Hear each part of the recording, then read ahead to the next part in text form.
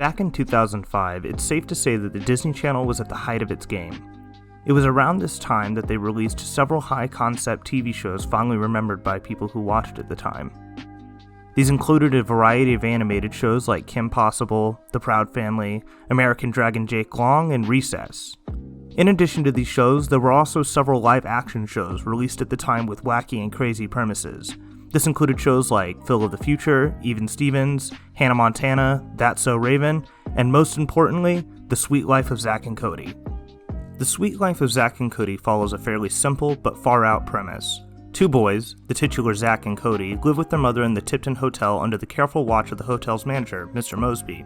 The boys get into weekly wacky hijinks, often involving some aspect of the hotel, and it usually ends with the boys learning an important lesson about not f***ing around in a hotel or something. The show is rounded out by a colorful cast of characters that are seemingly intended to make you laugh and smile with every joke, quip, and line as they experience the crazy hijinks the boys get into on a daily basis.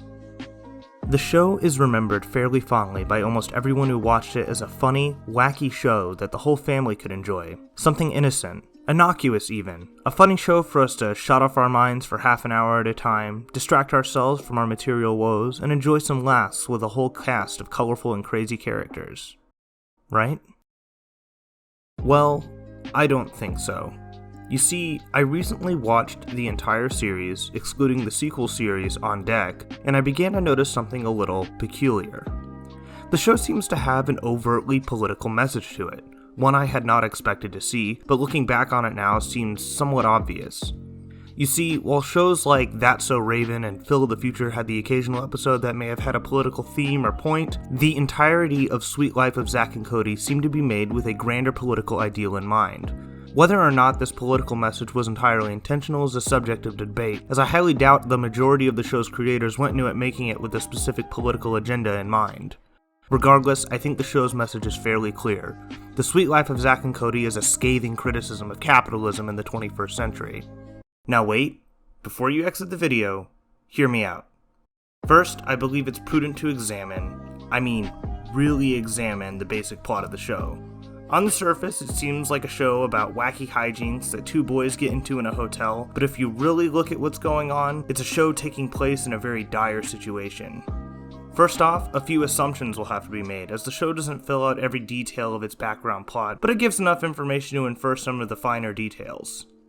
Carrie is the single mother of two young boys. It's hinted at several times both directly and indirectly throughout the series, but she has recently divorced her husband. The details of what caused them to split are never explicitly stated, but it's safe to assume from his deadbeat attitude that he was neither a good husband or father. He's mostly absent in the boys' lives, instead choosing to spend his days pursuing a mediocre rock career as he struggles to make it from gig to gig.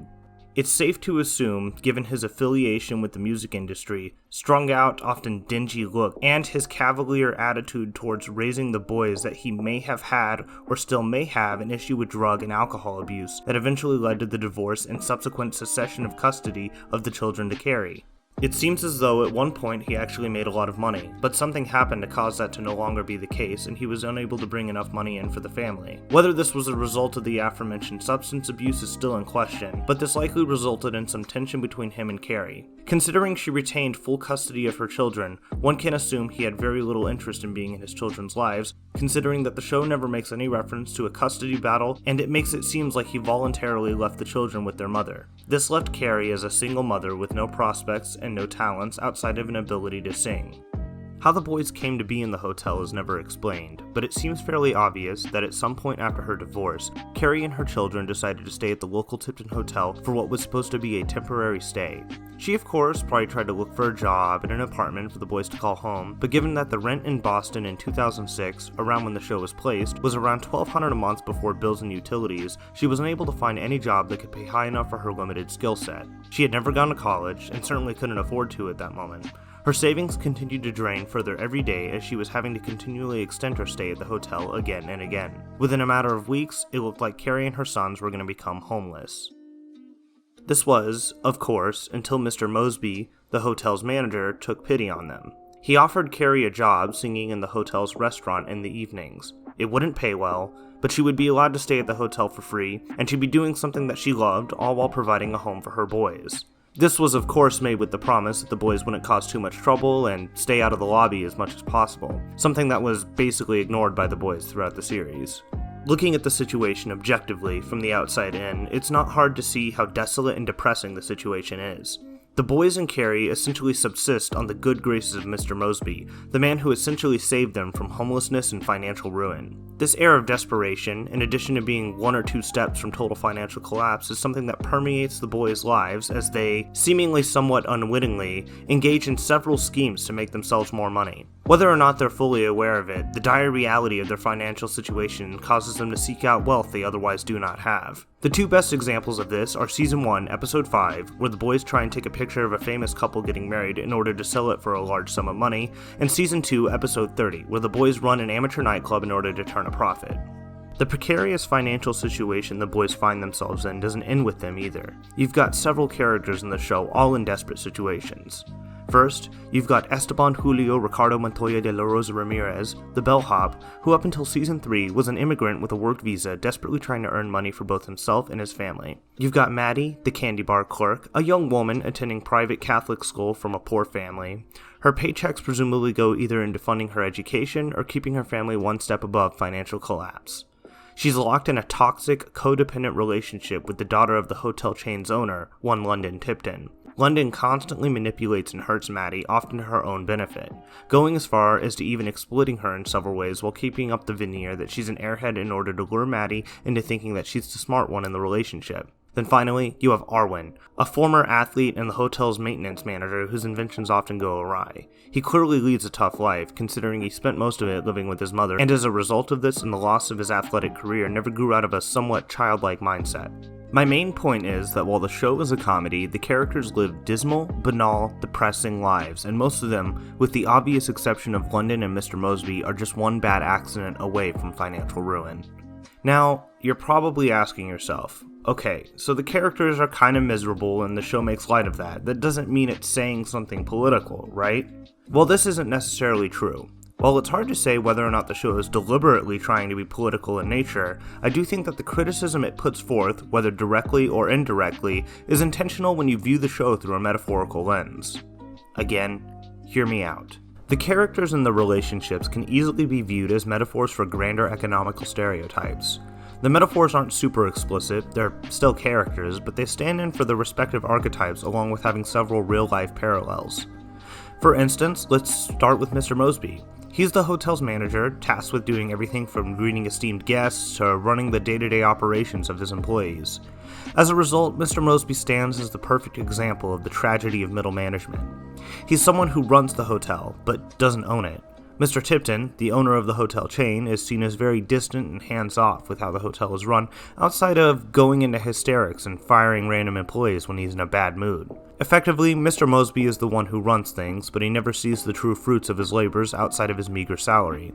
He clearly takes pride in what he does, as a lot of people in middle management positions do. They see themselves as leaders of the people below them without seeing how they themselves are a victim of the oppression and exploitation of the Mr. Tiptons of the world. I think it is no accident that Mr. Mosby often ends up being more of a father figure to London in the show than her own father. Not only is he the one who runs the hotel without proper compensation, but he is also the one who effectively fathers Mr. Tipton's daughter without actually getting to be her father.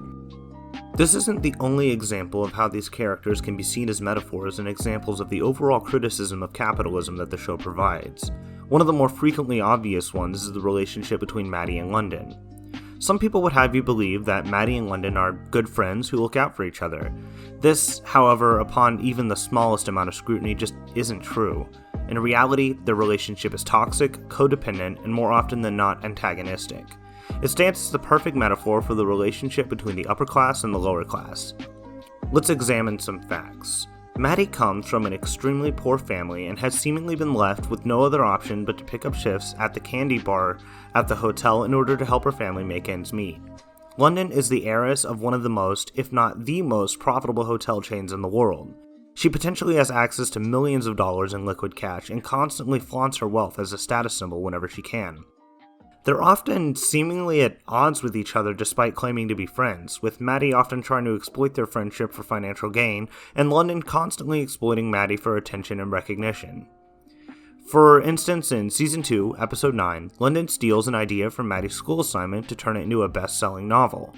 She took credit for Maddie's work not just for the financial gain, but for the fame and attention it would garner her. This can be seen as indicative of how the upper class will often exploit the work of the lower class, making money off of their labor, often going as far as to take credit for the ideas generated by their underlings. This can be seen in the real world, with companies often taking the exclusive rights to patents, software, and creations that were made on company time. There are several more examples of episodes like this that can act as vague metaphors for the relationship between the upper and lower classes. In Season 2, Episode 12, Maddie invites London to do community service work with her. Instead of doing it out of a perceived obligation to do something selfless for the community as a whole, London only agrees to do it because she thinks it would be good PR and that she would get to appear in a magazine that another celebrity was featured in for doing charity work of their own. She clearly does not actually want to do the work, and even goes as far as taking credit for the work that Maddie did. This can be seen as a criticism of virtue signaling, something you hear a lot about in regards to larger companies today. In short, virtue signaling is when someone pretends to hold some value or belief in the public eye in order to make their character look good, their actual opinions notwithstanding. While it's mostly used as an insult hurled between two people arguing on Twitter, the main idea presented here is that often, corporations engage in charity work or show support for a particular view or movement not because it's the right thing to do, but because they see it as something that they get a return of interest on. It's done because they feel engaging in these activities is good for public relations, or because they think not engaging in these activities will damage their bottom line. Another example occurs in Season 1, Episode 13. It seems as though Mr. Tipton is going to lose his fortune, and London has to sell off everything. She ends up needing a place to stay, for which Maddie happily obliges. London ends up seeing the poor, destitute life her friend leads, and it's one of the few times in the show that it seems like London gains a little perspective. Without her wealth, she gains the ability to empathize with Maddie's situation, understanding the hardships that she and her family face on a daily basis. This is, of course, almost completely nullified when her father's fortune returns. She could, with the money she has access to, almost completely wipe away most of the financial issues her friend has with little to no actual cost to herself. From there, it's not hard to make the leap in logic for how this acts as a metaphor for the class divide in America. Oftentimes, those at the top do not empathize with people living poor, destitute lives, and the show offers a criticism of this nature by temporarily taking away London's wealth. Like London, the upper class is often ignorant to the issues and hardships of those at the very bottom. When the wealth is returned to London, it's the show criticizing the corrupting influence of money. Instead of stopping and asking Maddie if she needs the help that London could provide without any genuine cost to herself, she goes back to her selfish, ignorant ways, only paying lip service to the care and attention Maddie and her family gave her during her time of need. Beyond London and Maddie's relationship, however, London herself can also be used to exemplify the hatred and resentment the lower class can feel for the upper class. In Season 3, Episode 14, London decides she wants to learn more about managing the hotel, shadowing Tipton employees and essentially gunning for Mr. Mosby's job. Not only is this a blatant example of nepotism, with Mr. Mosby, a far more qualified hotel manager, being replaced by a member of the family, but the episode also highlights the general disdain that the staff have not only for London, but for the company as a whole. Later in the episode, London overhears some of what the staff has to say about here. Clearly, they have nothing nice to say, and insult her indirectly without her knowing. This is, in general, symbolic of the hatred and disdain that the lower class can have for the upper class. In general, London represents the ignorance and general malice the upper class feels for the people of the lower class. In the show, her actions often reflect the negligence and genuine harm that she causes with very little in the way of sympathy or empathy for those in more dire financial situations. For example, in Season 2, Episode 5, London borrows a valued family heirloom in the form of Maddie's brooch. She ends up losing the heirloom with little to no regard for how Maddie would feel for it, and while the episode ends with a heartfelt apology and London desperately searching for a treasured family heirloom, the initial action of losing it in the first place is enough to show how little she actually cares. London is of course not the only character, however, that represents a certain class of society. Many people often remember Arwen, the hotel's manager, as a goofy character who makes wacky inventions. It's safe to say though, as previously mentioned, that he leads a somewhat miserable life. He constantly seems down on his luck and his feelings towards the boy's mother often go unreciprocated. I think that Arwen somewhat represents the failure of Ayn Rand's concept of the self-made man. For those that don't know, Ayn Rand was a Soviet-era author who was highly critical of socialism and communism. She was known for works featuring the archetype of the self-made man. The self-made man, essentially, is someone whose success relies solely on their ability. This is also known as objectivism in some circles, and most people nowadays are familiar with the concept from Ayn Rand's book, Atlas Shrugged. Arwen represents the failure of the self-made man because it is clear from the show's point of view that pure motivation and even talent are not the defining factor in happiness or success. Let's evaluate the facts. Arwen is a former athlete who, after a severe accident involving his mother, had his career as an athlete ruined. He went on to become an extremely motivated inventor whose inventions either never got funding or never got off the ground. Now, he works as the poor maintenance worker of one of the largest hotel chains in the country, with little to no prospects and very, very little in the way of hope except in the form of his inventions. I think the show is indirectly criticizing the concept of the self-made man by showing that, even with enormous talent and drive, one can sometimes be barred from success in today's world. The show makes it clear that Arwen is incredibly intelligent, incredibly motivated, and incredibly talented despite his inventions often going awry. However, the show makes him look incompetent not because of true fault of his own, but because of a lack of proper access to good equipment, education, and opportunities that would benefit him in the long run. Arwen, like many motivated people who want to get ahead in life, are not enabled by the system at large, which in this case is represented by the hotel. Despite Arwen's talent and drive, he is often not able to get himself out of the destitute situation he finds himself in. This shows how the show is commenting on the failure of the self-made man by showing a man who, despite his many talents, is not lifted up to success or happiness solely through his own ability. Another character that serves to criticize capitalism in the 21st century is Esteban. Prior to Season 2, Episode 17, Esteban was not a US citizen. It is safe to assume, given the high status of the hotel, that Esteban was working at the hotel legally on a work visa. The show often highlights the financial, legal, and cultural struggles he faces as a relatively new face to the United States. The show is very much a product of its time, so it's hard to say that Esteban really represents any kind of criticism of the exploitation of immigrant workers in the United States. In fact, as a concession, it's safe to say that the presence and eventual progress Esteban makes throughout the show is intended to be a positive reflection of not only his ability, but the opportunities that America provides when compared to other countries. Still, it's worth noting that even though he feels as though he's been given a great opportunity, he still struggles against a system that oppresses not only him, but every member of the hotel staff. This segues us into what I believe is the emotional core of the show, and one of the biggest criticisms the show makes as a whole: Carrie.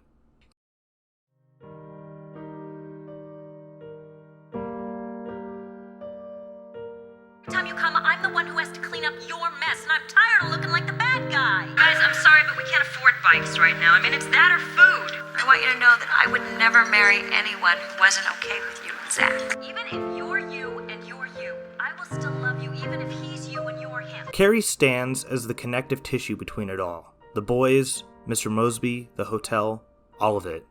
Carrie is the guiding influence in the boys' lives, the thing that keeps them afloat from ever having to fully face the dismal nature of their rocky situation. She's their emotional shield from the world around them, and their only hope to escape an oppressive, depressing system that seeks to cast them into financial ruin. How she represents this criticism is simply apparent in the nature of her situation and the strong emotional burden that she bears for the boys. The show very rarely directly mentions it, but it is clear from the way some episodes are presented, specifically Season 2, Episode 29, when both Cody and Carrie get sick, that the weight of responsibility that she carries as being a single mother living under the good graces of Mr. Mosby clearly takes a toll on her. The show, while presenting her as a brave person for what she does, also criticizes the system that allows her and her children to exist in this state in the first place. This is a situation I imagine many parents can relate to. The willingness to do anything for your children, whatever the cost, even if it means living in a hotel for the foreseeable future. Speaking of her children, Zack and Cody stand as a bit more of an esoteric metaphor in the show. As children, they represent America's youth, specifically considering the age of the people who watched the show back in 2005 when it was released. I believe that the show is commenting on the state of millennials in the modern day and the struggles they face under capitalism in the country today. This might seem like a bit of a stretch, but I believe that Zack and Cody are somewhat unintentionally a metaphor for Freud's model of the psyche, with Zack representing the id and Cody representing the ego. Let's take a look at their personalities. Zack is often portrayed as someone who has poor impulse control. His actions are often dictated by what he wants, such as girls, money, and food, and Cody, in contrast, is dictated by what he feels he needs. His mind is often on long-term goals such as college, career, and marriage. He defines his success by how well he does in his academics. In Season 2, Episode 39, Zack and Cody take an aptitude test that has Zack projected to be the CEO of a company and Cody to be a lowly janitor. This seems to be a remark on the perception of the kind of person who ends up in each position. People in higher positions at companies are often dictated by nothing more than what they want and how they can get more of it.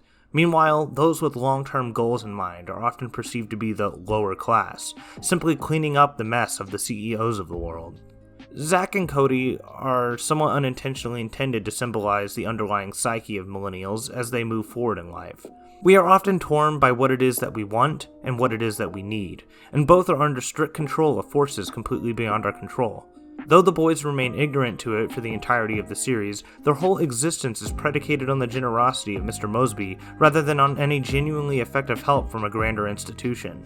Zack and Cody together exist as an amalgamation of this concept. They represent the small beam of hope for progress going into the future. They exist as a criticism, not in their own actions, but in the actions of those around them. Their life exists as it does now at the mercy of many things beyond the control and beyond their ability to personally manage it. The show may seem now like it's nothing but a dismal example of the world we live in. But that's not the case, is it? I don't think the show is that cynical. Everyone in the show, the boys especially, constantly fight, day to day, for hope. Which is, in the end, what I think they represent. They are our will to move forward, to fight for a better world, and most importantly, they are our hope for a better tomorrow. We may be at the mercy of things beyond our control, but we are also in control of ourselves, of our actions and our reactions.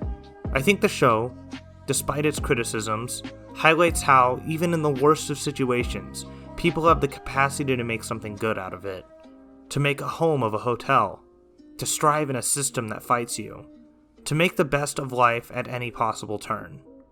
That hope is something we need right now, and I think it's a big part of the reason the show was as good as it was. It recognized the terror it criticized, and inspired us to fight in spite of it.